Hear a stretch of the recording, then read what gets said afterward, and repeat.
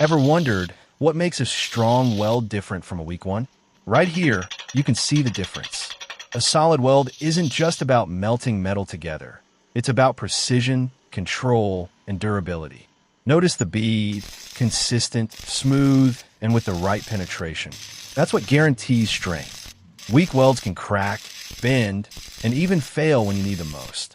But this kind of weld, it's built to hold under pressure no matter what.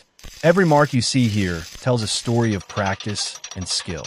Welding isn't guesswork. It's an art and a science combined. So next time you look at a welded joint, ask yourself, will it last or will it break? The answer depends on the craftsmanship behind it. And this is what a reliable weld looks like.